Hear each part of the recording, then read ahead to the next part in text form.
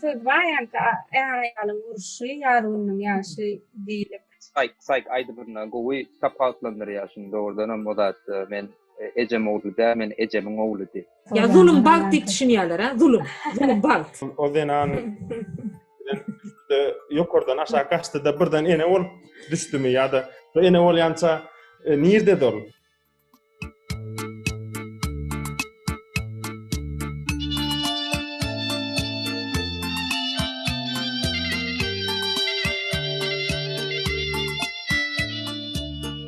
Salam kadın dinleyiciler, men Ayna var, Tağlı'nın redaktörü. Şu günkü gepleşimizde biz üydeki zorluk barada gurrun açmakçı. Gepleşimizin dowamında bir neçe soruğa bile jogap berler. Üydeki zorluk neme? Türkmenistan'da üydeki zorluk var mı ya yok? Üydeki zorluk barada ne hili sanlar ilata ilyeter? Kanun neme diyer? Cemiyet neme pikir diyer? Ve godolun meselelerin ne hili anık çizgitleri var? Ayar ýylarymyzyň maşgalada ve cemiyette sede var bolan zulmi ve diskriminatsiyasy köp taraply, köp görnüşli ve şaşırımly mesele. Bize okujulardan şu mesele degişliken soru gelýär. Anyk sanlar ayan bolmasa-da bu mesele ken Türkmenistan maşgalalara täsirini ýetirýäni meňdeýär. Üýdäki zorluk giň düşünje. Maşgalada çağalara, yaşlı adamlara ve erkek adamlara hem karşı zulüm meselesi var. Ýöne biz 25-nji noýabrda ayal ýylara karşı zorluklary ýok etmekle halkara önüne gawatlap, maşgalada ayal ýylara edilýän zulüme üns çekmegi makul bildik. Bugün görüşümüzde girişmezden öňürde gelin käbir düşünjeleri aýdynlaşdyralyň. Haçany erkek adam ýollaşyna ya aýalyny fiziki ya da moral taýdan diýip ýetirse, muňa maşgala zorlugy ya da öýdäki zulüm diýilýär. Maşgaladaky zulümüň dili görnüşleri bolýar. Ýagny adama fiziki, emosional, psihiki, dil we jinsy taýdan zulüm edilip bilinýär. Zulüm edýän adama zulümkeş, zulümü seze var bolýan adama bolsa pida diýilýär. Zulümüň pidasy bolýan adamyň diňe özüne zeper ýetmän, esemol adamlara ve bütün cemiyete psikologik, saglyk, sosial ve iktisady taýdan ziýan ýetirip bilýär. Saglygyň bu barada giňişliň bir näçe düşünürşi işleri hem bar. Inni öýdäki zorluk barada bizde kanun neme diýärkä? Gelin şoňa hem gysga seredip geçelim. Türkmenistan'da öýdäki zorluk cinayet ya da administrativ hukuk bozulma hasaplanýar. İşin cinayetin haýsy görnüşine girýänligi zorlugyň derejesine göre kesgitlenilýär. Şu gepleşigimizde bizim uğralýan kanunlarymyz Türkmenistan'ın konstitusiýasy, 1-nji madda Türkmenistan demokratik hukuk ve dünýäwi döwlet, 29-njy madda Türkmenistanyň erkekleriň we aýallaryň diň hukuklary we azatlyklary, şeýle hem olary durmuşa geçirmek üçin diň mümkinçilikleri bellenilýär. Öýdäki zorluk düşünjesi aýallaryň we erkekleriň diň hukuklarynyň we diň mümkinçilikleriniň üpçün edilmeginiň döwlet kepillikleri hakyndaky kanunyň 22-nji maddasyna şäkli görnüşde bellenip geçilýär. Şeýle de bolsa Türkmenistanyň hinite çelini öýdäki zorluk barada aýratyn kanun çıkarılmadı. Gadrly dinleyijiler, bugün ken wagtdan beri işlerimiz bilen gyzyklanyp gelýän okujularymız Azat, Kemal we Bossan öz pikirlerini paýlaşarlar. Eger bizim göründöşligimizde gatnaşasyňyz gelse, pikiriňizi paýlaşasyňyz gelse, sosial mediadaky hasaplarymyzdan, ýagny Instagram, Twitter, Facebook, imo arkaly biz bilen habarlaşyp bilersiňiz. Pikirleriň we paýlaşyň. Salam ýoldaşlar. Salam. Salam, hormatly dinleyijiler. Azat Kemal Bosanyna saglyk oktýabrda 10 ýaşady. Biz saglykda izgiderli öýdäki zorluk temasy boýunça maglumat öýredip gelýär. Okujularymyzyň arasynda şeýle trendler gözüýilýär. Bizde beýle mesele ýok diýilýär ýa-da dymylýar. Häzir ýurdumyzda maşgala zorlugy we zananlara garşy beýleki diskriminasiýalar barada resmi statistika ýok. Mitbugatda hem bu mesele agzalmaýar. Biz türkmen jemgyýetiniň zorlugy nähil düşünýär we garaýar? Siziň synyňyza görä mu erkekler we aýallar nähil garaýar? Men pikirimçe zorluk diýilende birinji bilen jinsy ya seksual zorluk kelýärler, birinji bilen erkek adamyň aýal maşgala garşy şeýle zorluk sözüni eşitdiňde. Birazjyk termini bilen zorluk sözüni orusça nasilye diýilýär, inglizce violence. Şoň bilen tanyş adam bolsa kellesine fiziki zorluk gelýär, ýagny adamy urmak, iteklemek ýaly zatlar. Ýöne bizim jemgyýetimizde zorlugyň bir näçe görnüşleriniň bardygyny hasam az bilýär.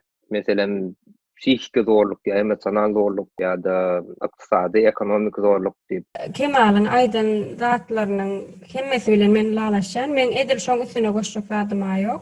Yönü yani bir de emosyonel taýdan zorluk etmek ya maddi taýdan birine zulüm etmek onyal düşünjeler ýokmy kaldyň.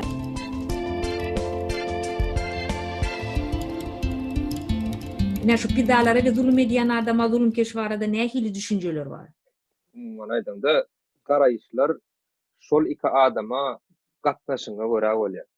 Diyecek bolýanym sen pidaň tarapyndan tanışyp bolsaň hawa pakyrjyk zat diýip beretýän zulümkeşe erget adam diýip beretýär. Zulümkeşiň tarapyndan gelýän tanışy zulümkeşiň tanışy bolup zulümkeşden eşitýän bolsaň bolup geçen wakany onda sen pida bir zat edenler diýip beretýär. Kimden wakany eşitýänine bagly bolýar. Aha. Men fikrimçe şunu şeylerak bir-birinden aýryp biler. Meselem äri aýagyny uran bolsa, fizik görüşde netijedinde bir urlan biri var ve fizik bir zorluk ulanıldy. Kiminki doğru kiminki ýalňyşlygyna seretmeden şonuň ýazgarylmasy gerek. Şol dogry zat däl, şol ikisini bir-birinden aýyrmalyjak bolan.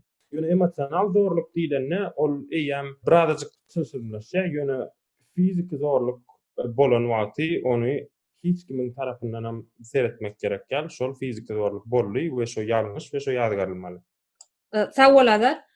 Şu sizin pikiriňizçe türkmen maşgalalaryna aýal gyzlara garşy zorluk barmy? Aýdyp geçişim ýaly dinleýijilerimizin bir topory şeýle mesele ýok, siz özüňiz toslap tapýaňyz, bele hiç şeýle zorlukly hadiseler ýok biziň jemgyýetimizde diýerler. Şu jogaplaryňyzy näme esaslandyryp bilersiňiz? Meselem bizim öz işleýän maşgalalarymyzda, garnaşlarymyz bilen bolýan hadiselerde goňşularymyzdan şeýle gürüňleri eşdilýär-de.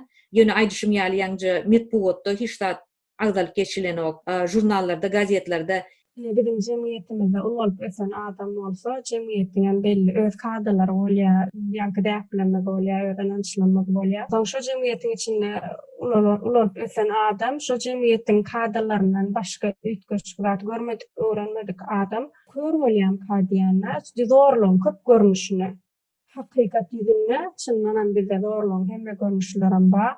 Ine ýöne koýup bizde maşgalada köplenç erkek adam hojaýyn maşgala başy bolmaly diýip düşünülýär we erkek adamam öz hojaýynçylygyny görkezmek üçin köplenç aýal adama sözü ýöretýär. Öýde esas söz ýören adam erkek adam bolýar, ýani aýaly islemese dinlänok, islese dinleýär, ýa aýala islen wagty islen sözüni diýip bilýär. Eger aýalyň öz girdejisi ýok bolsa aýala islen wagty maddi taýdan gollug berip bilýär, islametik wagty berenok, ýa islen wagty elgarlyk bilýär. Ýöne koý adam üçin şo zatlaryň hemmesi adaty wagtýal görünip biler, ýöne hakykat ýüzünde şo zatlar adaty bolmaly we şo zatlaryň hemmesi eýem zulümüň bir görnüşi bolýar-da. Bize men fikrimçe şu tradisional türkmen maşgala guruluşy zorlugyň bolmagyna ýol berýär diýip pikir etýär. Tradisional guruluşy nähili? Erkek adam işlemeli, kazanmaly, maşgalany etmeli, aýal adam öýde oturmaly, çağılary seretmeli, nahar bişirmeli, enata seretmeli. Ene şu taýda günden güne uje deňsizlik döredilýär-de, täze erkek adam ýerdeýin getirýän adam hökmünde maşgalada edilmeli, çözgütlerde güýjüniň has köpdigini duýýar. Maşgala guruluşyny şeýle bolan üçin. maşallah durmuşyny gurmakdan başlaýar, deňsizlikden başlaýar diýjek bolýan-da sen. Awa. Köp sebäplen biri şol deňsizlikden başlanýar. Ne şol ýanky aýdyşymyz ýaly Azat, sen näme pikirde? Türkmen maşgalalaryna aýal gyzlara garşy zorluk barmy? Bar ýaly görünýär. Biz öz töweregimizden olanlar öz arasyndaky eden gürrüňlerini de köplenç özleriniň gerek wagty gerek yerine zulm etmäge, fizik zorluk ulanmaga, aýalyny çağalaryna çenni urmaga hakynyň bardygyny arkaýyn aýdyp bilýän adamlar bar. Şonu ýaly düşünjeli adamlar bar. Şoň üçin hem eger şol hukuky özüne görýän bolsa, onu maşgaladaky zorluklar hökmen bardyr, halkyň içinde bar we eşdilýär hem ýaşaýanlar hem köp. Häzirki wagtda ýurdumyzda maşgala zorlugy bardy, resmi statistika ýok. BMG'niň statistikasyna görä dünýäde 10-49 ýaşly gelin ýyllaryň ortaça 3-den biri zorlugyň pidasy bolýarlar.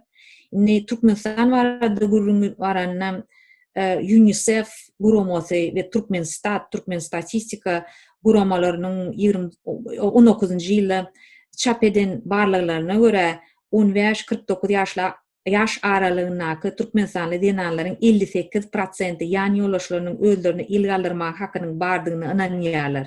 2016-njy ýylda bu san 35%. Ýagny 2016-njy ýylda aýallarymyzyň diňe 3-den biri öýdäki zorlugy gollan bolsa 19-dy ýarysyny golloýar. Biz bu sany okujularymyz bilen Instagramda paýlaşdyk. Dinleyijilerimiz Instagramda okujularyň reaksiýalaryny, tesirlerini okap bilerler. Men okujularyň pikirlerini üns berdim bilen olan köpüsi şu garaýşlar 58% aýal gyzlaryň düşünjesi däl, türkmenstanly erkek adamlarymyzyň 58% zuluma baş goşýar diýip düşünýärler. Bu näme dogry düşünjedir? Dogrusu bolsa aýallarymyzyň 58% öýdäki zulüm golloýar. Şeýle düşünje tesirlere görä az ýaly görünýär. Esasan 58% şu erkeklerimizin 58%. Mümkün bu san kenler. Başka ýurtlara seredende aýallaryň özleri baradaky düşünjesinin ken bolýar, zulüm edýän erkekleriň prosenty. Indi ýene bir ýeri jemgyýetimiz men synama görä şu tesirleri göz aýlap men geren netijem şeýle ýene bir ýeri jemgyýetimiz dünýä kanunlara, ýagny konstitusiýadaky kanunlara görä hereket etmän, diniň we medeniýetiň kanunlaryna görä hereket edýäni meňde. Meselem arasynda bir iki adam olaýmasa, kanunlar barada polisiýa gaşwatlyga berýän jemgyýetçilik guramalary barada asla görüň edilmeýär. Indi arasynda bir kuşdan adam bolly şeýle şu kanun meselesini näle gaşwatlyga meselesini gallyrýan, ýöne gaty az. Sizin pikiriňizçe şu san hakykata laýyk gelýärmi? 58% aýal gyzlaryň öz düşünjesi. Şu ulardan azmy ýa ýalanmy? Näme üçin? Hawa aslında şeýle seresen hakykata gawat gelýär. Täbi şeýle hadisalar eşdilýär da halkyň arasynda, ýani aýallaryň şeýle zulüm gören wagty şonu güç gurlugyna, ýa-ni polisiýa ýa başga ýerlere şonu aýtmak, hatda şol zorlugy görenne iň bolmany öz ýakyn jorasyna da aýtmaga çekinip şonu gizläp bilýärler, şonýal ýagdaýlar köp bolýar we onuň üstesine de bir adamsynyň özüne zulm etmesini aýynly bolýan zat aý erkekdir da erkek bolsa şonýal eder diýip şonýal düşünjäň köp ýaýranlygyny halkyň arasynda eşdilýär, görülýär. Elbetde bu arada statistika bolmasa muň bilen baglap bolanok. Ýöne halkdan eşdilýän zatlar başaýla. Benim pikirimçe hakykata gawat gelýär çyndanam, ýa-ni aýallaryň ýar diýen ýarlanam köpüsi bolýar 58%. Olam edilýän kaýtşymy diýäle, ýa-ki erkekler zulüm etmäni özlerini ýa-ni dogry laýyk görýärler-de. Sebäbi biziň medeniýetimiz, biziň ananýan düzäpde surlarymyz şoňa ruhsat berýär, şonu kaýdalaşdyrýar. Onsoň olar üçin ol zulüm hökmünde görülenok, adaty zat ýaly görülýär. Eger erkekler şeýle pikir etýän bolsa, şeýle düşünýän bolsa, onu aýallar hem hökman, sebäbi aýallar hem şol jemgyýetde ýetişdirilen aýallar we bir aýallar gelinlerinde kiçiliginde erkekliň dini meselesi şonu ýaly etmek haklarynyň bardygy öwrüdilýär da ýa-ni medeniýetimiziň üstünden, terbiýanyň üstünden. Şoň üçin men pikirimçe aýallaryň ýarynyň köp böleginiň şoňa ananmasy adaty zatmaka diýen.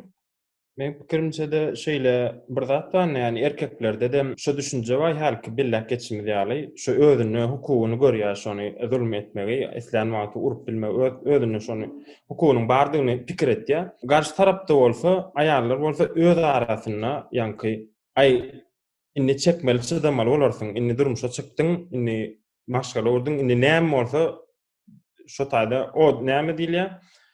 Oduň bilen gelip külüň bilen çykmaly diýilýär. Şonu aslında dogry gowy maksat bilen aýdylan zat bolan, indi onu başga tarapdan ulanýar. Onuň aýallarym öz arasynda häzir diýeli gyzy ejesiniň ýanyna gelýär, ýa gyzy jorasynyň ýanyna gelýärdi, ýa daýzasynyň ýanyna aýdyp berýär, şeýle urly meni urýar diýdi. Ay bolýan zat, bizem urluk, bizem wagtyna köp urluk, ine çydak gezdi, seret gülýaly maşgalanma, ine gülýaly çagalar bilen agtyklanma diýip Gaýta oňa da şonu adaty zat ýaly edip öz arasynda şeýdik göwürlen ýagdaýlar köp duş gelýär. Şoň üçin şu statistika hakykata laýyk gelýär diýip pikir etýär. Ýa-ni şu mesele boýunça da.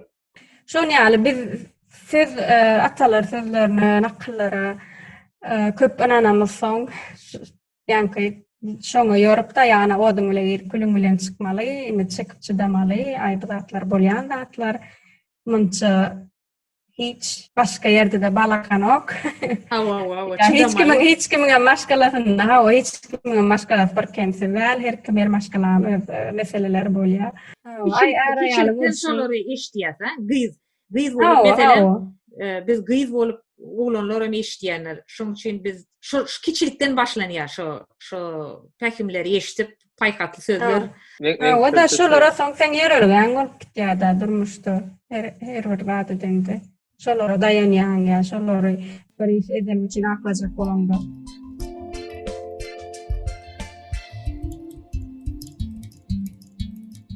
Şuňa nähili esas sebäpler bar. Şu sanaýny ýokurlandyr da 35%-den 58%-a ýetipdir.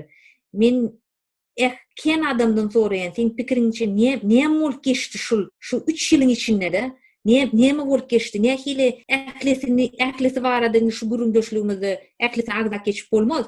Ýöne siz üçin iň esasy ýekejedel bir näçe faktorlaryň içinde nähili ykdysady, sosial faktorlar näme bolup bilen? Ken eşdilýän zat meselem bilim almak mümkinçilik bilen ownamagy da. Indi orta mektebini hem oglanam gyýdam motorya ýönüni ýokary okuw jaýlaryna gyýdylan az girmegi de, sanlarynyň az bolmagy meselemde, ýa-da iş ýerleriniň aýal gyýdylary üçin az bolmagy, bir topor faktorlar bar, bir topor sebäpler bar. Siziň üçin siziňne sinediýän zatlaryň arasynda nähili esas sebäpler bar? Men pikirimçe ýa-ni Bostan madan aýdysýaly, çydamaly. Hem şondan geçdik, beýleklerde de bundan gowy däl diýmegi gönden gün bolmasa da bir tarapdan diýjek bolýany şu jemgyýetimizde şu düşünje ýaýran, sen indiki äre gidende de şol äram şol ýaly taňa hereket eder diýjek bolýar-da. Bilýärmi? Onuň diýjek bolýanym men pikirimçe şu sanyň ululmasynyň bir sebäbi migrasiýanyň bolmagy. Men pikirimçe köp kişi bilim almaga diýip pul üçin, işleme üçin diýip gidenler daşary ýurtda hasaby ýa-ni şu hasabaty çykaran, UNICEF çykaran, sorayan adamlary köpüsi Türkmenistanyň içinde, ýagny şol adamlarda bilim almana mümkinçilik bolmany, göz ýetimini ýokurlandyrmany, siýasat etmäne, başga durmuşy görmäne diýjek bolýarmy?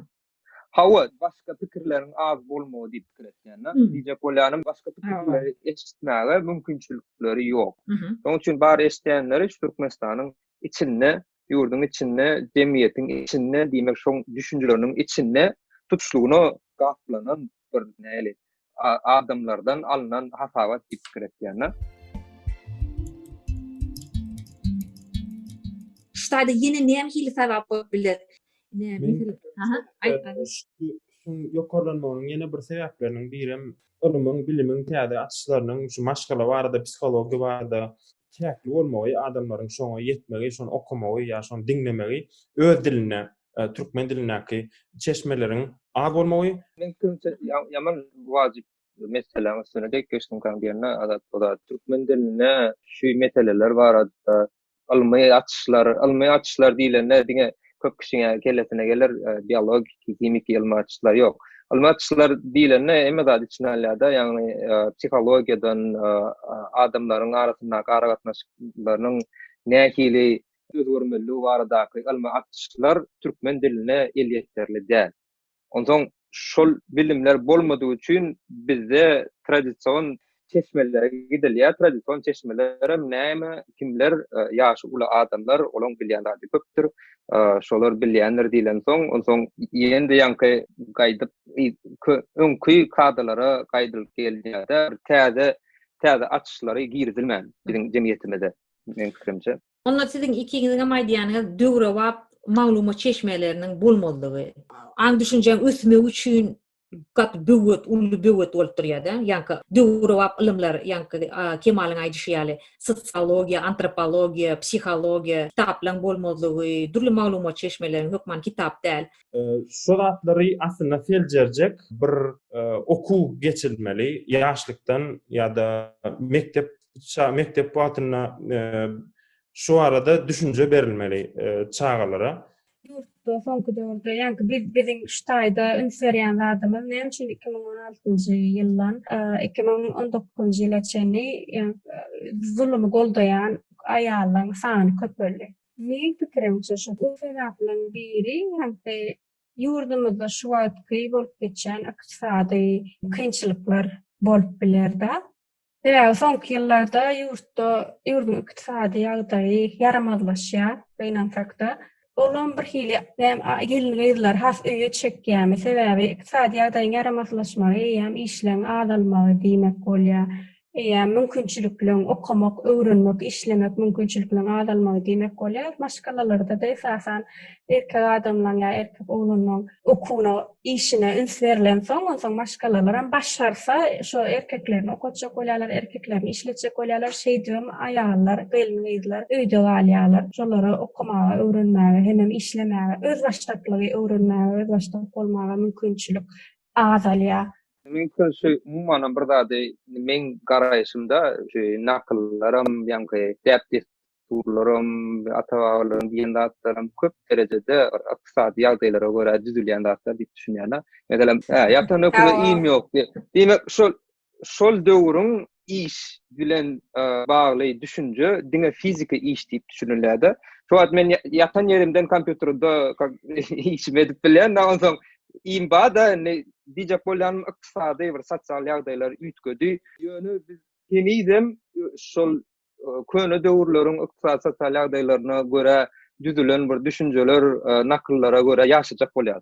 Ýani olam hiç bir-birine gawat delen. Şoň üçin ýa-da şo ýagdaýlary ýygyna dolap getirjek bolýar-da. Özgörýän ýagdaýlary kabul etmän, öwrenmän.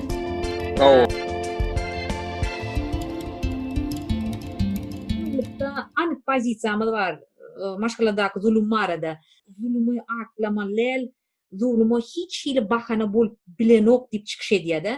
Ine şu zulümy kadalaşdyryp netile geçmegini aňsatlaşdyrýan düşünjeler, jümleler bar. Onu gatken ýaşlar sosial mediada ulanýarlar. Men eşitýänim çağan ýaşdan aýaly başdan. Biz meselem saglykda bunu ütgeçek bolup çağan ýaşdan aýaly başdan süýmelip çykyş edýärse, birazajyk düşünjeleri ütgeçek bolup, ýene de eşitýän adam, görýän adam akyllaýan erinden hiç kaçan taýak iýmeýär.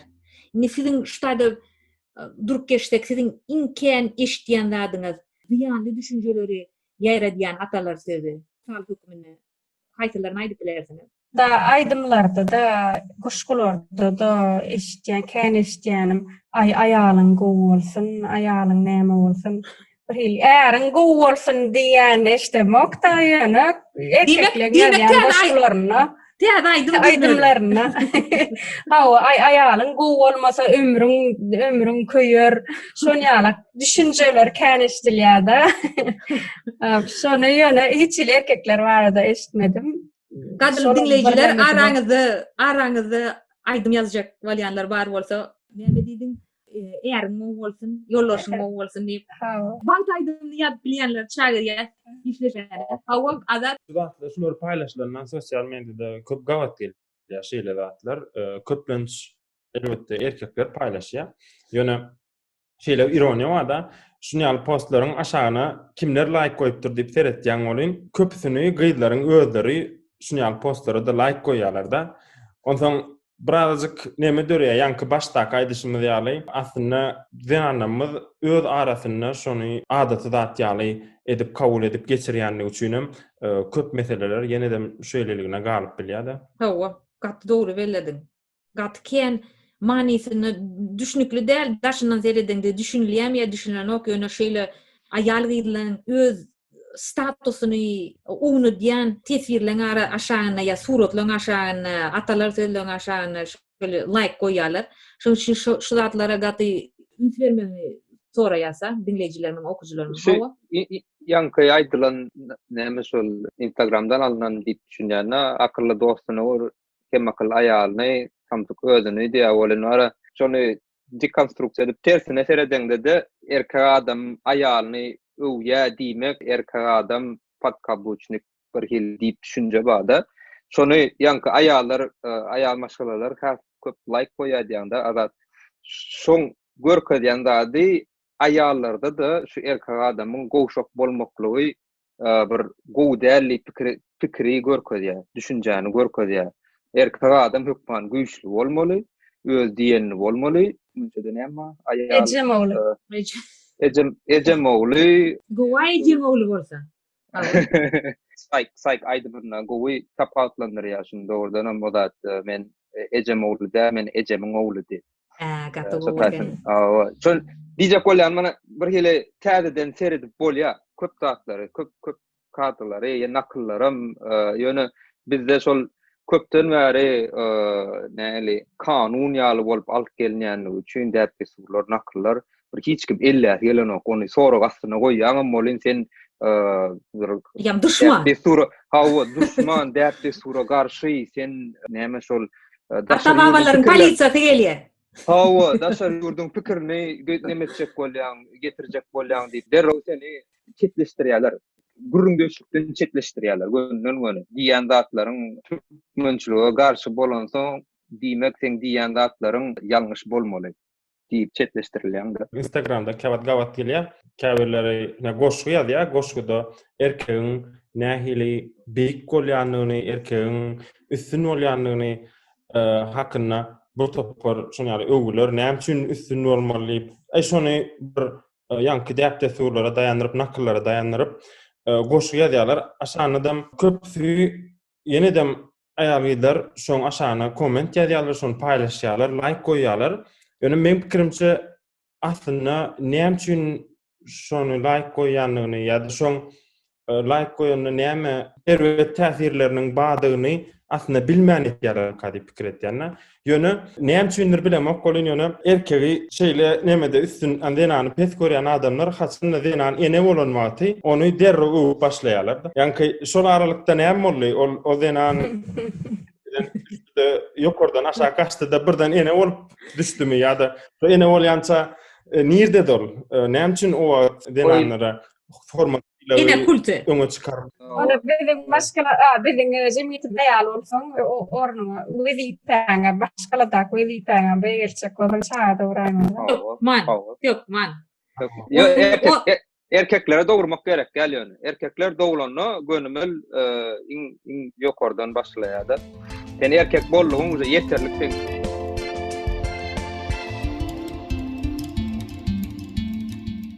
Bu meselen galardyň şu ine barada gatken men pikirimçe ine barada gatken goşgu ýadylanlar. Durmuşa çykmakan goşgu ýok. Şaýda bir zat ýadyma düşdi da ýanky eme diýem söz alynçam gülüm alamsam gülüm diýip. Ay gat gorkunç ekeni. Men gorkdum. Gül bolup ýaşaýan. Şoňa näme diýjek? Hawa. Gat gorkunç gül ýan datlar gaty. Men bilýäňizmi gülçilik ilmide ama mysal hökmünde görkezýän şu ata-babalarymyz diýip polisiýa bar, şu ata-babalar polisiýasy gelende şolary men gülçilik mysalyny görkezýän. Sebäbi bizde adam satypdyrlar, adam sewdasy bolupdyr, gülçilik gaty erwet. Hawa. Ýöne şol biz aradan aýryp bilipdir, Diýmek medeniýetimizde progressiw däl, ziýanly düşünjeleri wagtyň geçme bilen hökman hirjermeli diýip pikir edýän. Şoňaly ziýanly düşünjeler bar bizde. Diýmek gülçiligim gowzat hökmünde gowy däp desuru. Şo döwür sosial media bolanyny gülçilik barada postyň aşagyna şonu gow görýän adamlar mümkin bolandyr. Ýöne şonu aradan aýrypdyrlar diýmek bizim kendady seljerip gowzat alyp yerwetdi galdyryp bilýär.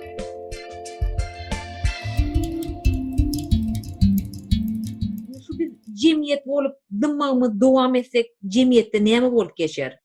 Meselen bizde sosial platformada sağlykda garşy çykýanlar bar. Biz olara gaty minnetdar, zulüm, zorlugy anyk öz grajdan pozisiýasyny görkezýänler bar. Like koýup, tesirläp, düşündürüş işlerini geçirip, ýöne gatken adam dymýa. Ýöne biz bilýäs olan o koýanlygyny, ýöne şolar dymýalar. Biz näme aýdyp bilýäs?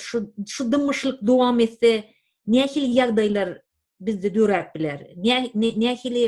Nähili düşünjeler döräp biler.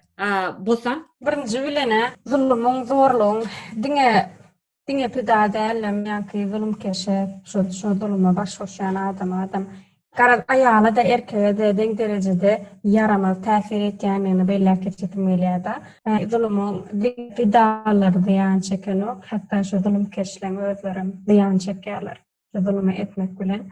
Şoň üçin egerde biz şu mesele gözlemimiz dowam etsek, onu aýallaryň we erkekleriň sağlyk ruhy taýdan, fizik sağlyk taýdan ziýan çekmeklerini dowam ederler men pikirimçe. Elbetde ol çağalarda täsirini ýitirýär, maşgaladaky beýlek adamlara da täsirini ýitirýär. Şolar ýa maşgalalara jemgyýete täsir etýärler-de jemgyýet döreýär-de. Şu ýanky aýdanlaryny dinläp, şol soru döreýär. Biz türkmenler biri-birimize bal ditleýär, biri-birimize bal dileýärse, ýöne şol bal ditlesegem, şol zorluň bar ýerine bagtly durmuşa ýetip bolýarmy? Biz jemgyýet bolup şu sorawlary bir adam jogap edip bilenok. Bir adamyň jogap bolup bilmedem, bir adamyň jogap bilen biz özgörebe bilmerik. Biz jemgyýet bolup şu ýagdaýlary soragasyny alsak, has netijeli bolar-da. Gelin indik soraga geçeli, jemgyýete maşgaladaky zuluma garaýşy ütgeýärmi, nädir? Nesilliň arasyny tapawtlam ýa şu birden gidip durmy? Fikrimçe şu adetçe gurlap oturan atlamyň bary gatwyrkili garanky, gynançly bir Türkmenistanda jemgyýetimizde bir gatwyr erbet ýagdaýlar baýaly görünmegi mümkin. Ýöne aslynda hakykatdan bir ütgeşmeler bar.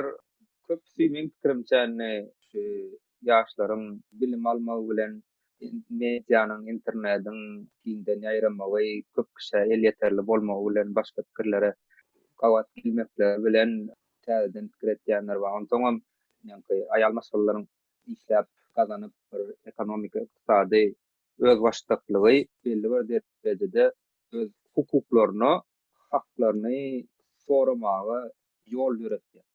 Azat seni nesilliň arasyny tapawtlam ýa şu birden gidip durmy? Elbette nesilliň arasyna tapawutba ol açyk belli sebäbi ýanky kemaň aýşaly nemede informasiýa ýetmek, maglumaty has ansat tapyp bolýar inni.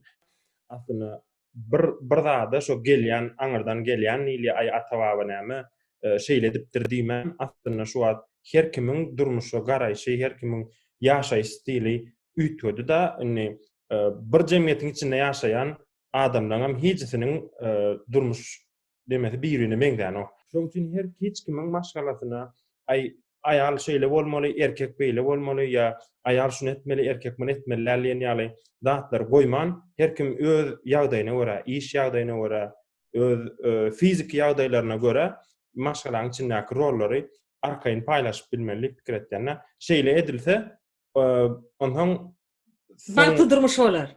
Onda ana bagtly durmuş sonuna döreýär. Häzir görülýän, biziň özümizem görüp eşitip öğrenmemiz var.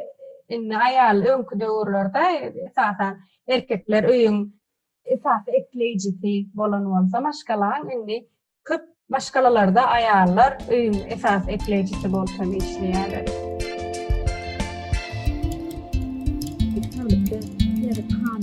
Manili kanunyň bolmagyny isleýär. Kabul edilmeli. Näme barada men sorajak bolýan şaýda. Şu gomşularymyz Gazakistan we Kyrgyzstan öýdäki zorluga garşy kanun kabul etdi. Kanuny öýdäki zorluk fiziki, psihologik, jinsy we ýa-da ykdysady zorlugy öz içine alýan bilkaslyň bir kanun hereket ýa hereketsizlik diýip ketgilenýär. Kyrgyzstanda kanuny görä diňe bir pidalar däl, eýtem şaýatlar hem hukuk goraýjy edaralary habar berip bilýärler. Meselem, gomşu bolup sen şaýat bolsaň, zuluma sen polisiýa habar berip bilýär. Şu kontekstde siziň pikiriňizçe Türkmenistanyň maşgaladaky zorluga garşy kanuny zerurlyk barmy? Kanuny yok, man zerurlyk bar. Kanuny çykarlandan soň o kanunyň öwredilmeli. Hak hukugyny adamlara ýatlatmaly, bildirmesen şeýle hukugyň bardyr, ulanmaly ýa-da ulan diýip şonu okuny ýa bilimini bermeliler şoň we esasat ýanky denandan arz şikayet etmezligi bolup durýar köp ýerde. Häzirki bar bolan kanunam men pikirimçe az ulanýar diýip pikir edýänler häzir. Bar bolanam onuň Moskawdaky zulmy adaty görülmegi we kanunyň işlemegine massana kynlaşdyrýar. Yani kanunyň bar bolanam ulanmagy. Şoň üçin has köp kanunum gerek, oň ýany bilen biliminen bermeli diýip pikir edýänler. Birlikde. Zorluk arada kanun yüzünde de anyk düşünürýän, şeklendirýän, kesitleýän bizde kanun ýok. Indi şu azadyň aýdanyň uralynsa kädir. Kırgızstanda, Gazakstanda dürli jemgyýetçilik guramalarynyň alyp barýan krizis merkezleri işleýär. Ilatyň zorluk bolanyna anyk nire we nädip ýüz tutmalygy barada biraz düşünje sartýar. Bizim ýurdumyzda ilatyň pidalary hem de düzgünkeşe berilýän kömek, golluk barada habarlygyna siz nähili baha berersiňiz? Ýa-da azat belläkeşde kanun ýazylýar, hem kanun işledilýär. Bizde gatyken kanun bar, ýöne olaň işledilýärmi ýa işledilenok, o barada bizde maglumat az. Indi şu bizde aýal gyzlar polisiýa tutýarmy? Olar kömek almak hukuklarynyň bardygyny bilýärlermi? Indi siz nähili şoňa baha berip bilersiňiz? Şu meselede men aýdaýyn, biziň bir tanşymyz zorlugy duçar boldy. Kömek istedi. O wagt birazajyk ilk başlarda ýanky ýaly gaharly bolýar, ýanky özi hereket bir zatlar etmek isleýär. Soň bu ýurdun içindäki käbir guramalara, halkara guramalara bilen maslahat etdik, olara ýazyşdyk.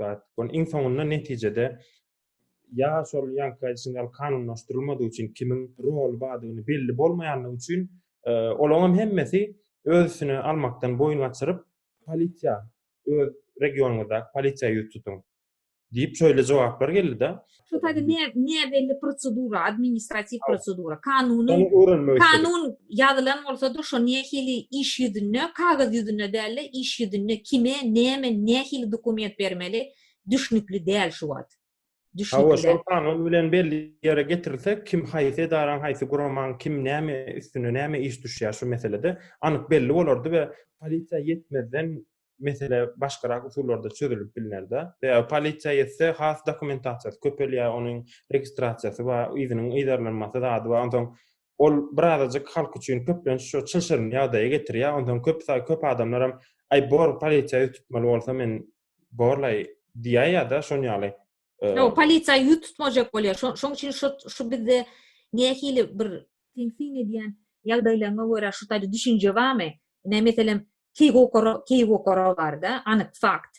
Aşavatda hyzmat edýär, maşgala zorlugyna duçar bolýan aýallara kömek berýär. Indi şu gurum barada bilýärlermi?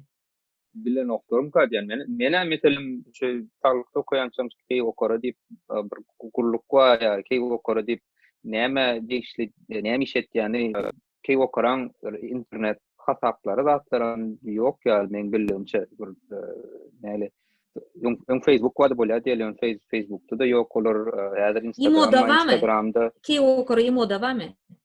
Men bilşime görä ýok. Benim sağlıktan istim birinci Keyhokora var. Ene şu at Aynen yaşanıyorum. Meselem ayal masalany ýolaşy ursa ayal masala barıp uçuşka boyuna gidilýär da birinji bilen. Uçuşka boyuna barıp şonu habar edenne uçuşka boy şol hakykatdan murup diýende kanuny taýdan näme jerime ýa näme edilýär şol ýollaşyna. Kanunyň ýok ýagdaýyna biz jurist bilen gurundaşlyk geçirdik. Öýde zulüm bolsa, şoňa ýagdaý bolup geçse näme etmeli? Yaralar bolsa surata düşürmeli, polisiýa ýüz tutmaly, fiziki zorluk bolan ýagdaýynda. Barýan uçuşka boýlary şol raýonda özüm ýaşaýan ýa işleýän adam bolup durýar da. Ondan belli bir derejede şol goňşyň ýa garnaşyň türe ondan bize şu maşgalan sinägenleri asyna çykarmaly diýilen zat düşünje bolan üçin özler polisiýa hökmünde ýa kanuny ýerine ýetiriji adamlar hökmünde alyp baranoklarda ýanky ýa goňşy ýa garnaş hökmünde alyp barýarlarda men bu maşgalan işlerine goşulmaýyn, köpçüligi ýaýratmaýyn diýilen bir hereketler bilen etýän kadýany. Ondan öňüm şonu ýaly meseleler bolunna ayal masala umumanam gidip şunu polisiýa habar bermekden çekinýär.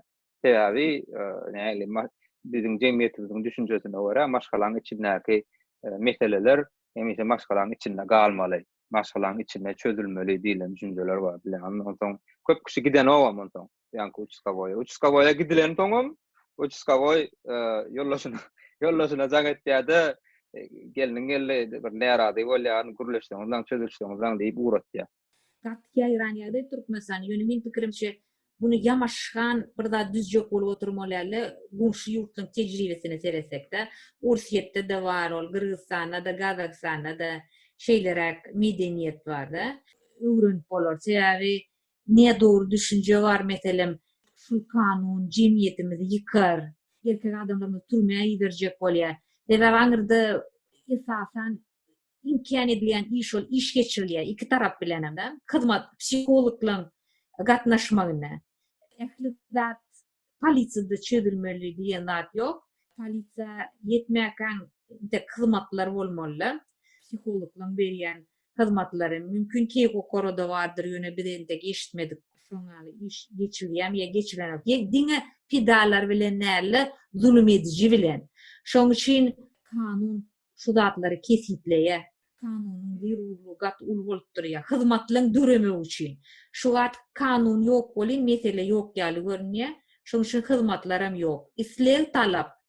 Doğru aýtdyňyz. Goňşy ýurtlar bize hat medeni taýdan, dini taýdan, näle ykdysat taýdan, iqtisat taýdan umuman ýakyn bolan üçin şolardan öwrenip olaram Hatam Türkmen jemgyýetiniň reallaryna görä işläp bir gollanmalar düzülmeli, işler edilmeli. Meselem ayal maşgala polisiýa gidip bilmeýän bolsa şeýle içinde maşgalaň işini daşyna çykarmalar, duýgusy, düşünjesi güýçli bolsa, anonim ýagdaýda jaň edip meselem psikolog bilen gurleşmäge ýagdaý bolmanda men maşgalaň daşyna çykarmakdan gorkýan. Men öz ýoldaşymdan şunu çözüp bilýänmi, belki birinji ädim bolmaly bilýän. Şu aýdan goşatmy ile ki o koran gyzgyn liniýasy bar, iki sany gyzgyn liniýasy. Birinjisi 22 86 68, ikinji gyzgyn liniýasy 22 93 89.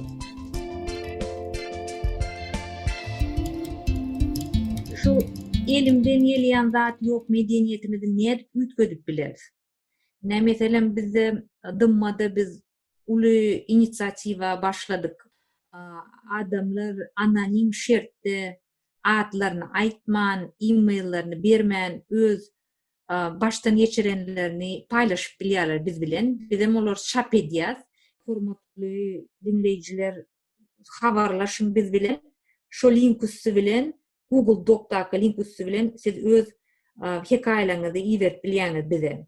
Biz şu saýda etjek işimizin maksady sen ýekedel çekip çydap gezmeler diýen medeniýeti döreçek bolýasa, sebäbi bir adamyň baştan geçireni başga adamy kirlendirip bilýär, ruhlandyryp bilýär, ýekedelligini görkezip bilýär-de.